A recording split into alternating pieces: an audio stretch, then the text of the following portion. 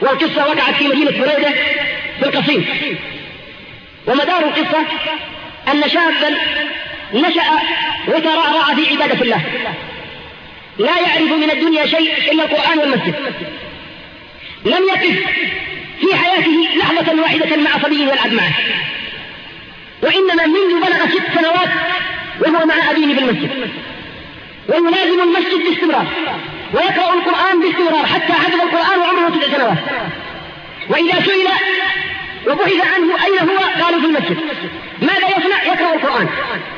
جاءت مرحلة الدراسة الابتدائية فذهب إلى المدرسة وجلس أسبوعا فيها، ثم عبر عن رغبته لوالديه بعدم الرغبة في الدراسة، فقالوا له لما؟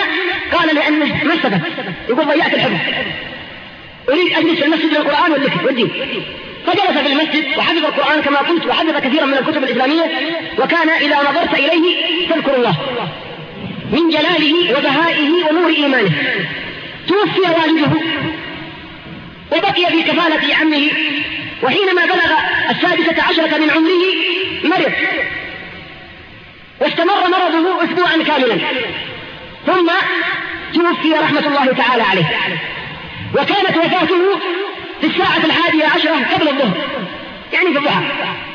فأراد عمه وهو الذي يشرف على تمريضه أن يذهب إلى الجماعة ليطلب منهم المسارعة في دفنه، ولكنه كان متعبا، فأراد أن ينام قليلا حتى يؤذن لصلاة الظهر ويحضر الناس في الصلاة ويطلب منهم أن يدفنوه بعد الصلاة.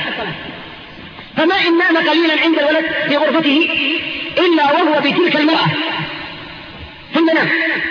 يقول جاءت امرأة ومعها نساء من خلفها، فأيقظتني وقالت يا شيخ نسألك بالله إلا عجلت علينا بهذا الشاب.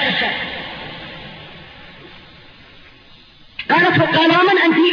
قالت أنا زوجته من الحوريات في الجنة، ونحن على أحر من الجمر ننتظره، وأنت تنام وتحدثه عنا، فنسألك بالله إلا عجلت به علينا. قال فاستيقظ من نومته وقام ودع الناس وسارع في دفنه وتجهيزه. وحينما دخل الناس إلى الغرفة شموا رائحة ما شموا مثلها في الدنيا. قالوا يا شيخ عندك رائحة عظيمة في هذه الغرفة. قال ما هذه الرائحة؟ قالوا رائحة عود، طيب العود لكن ليس كطيب عود الدنيا، عود يختلف عن كل أطياب الدنيا.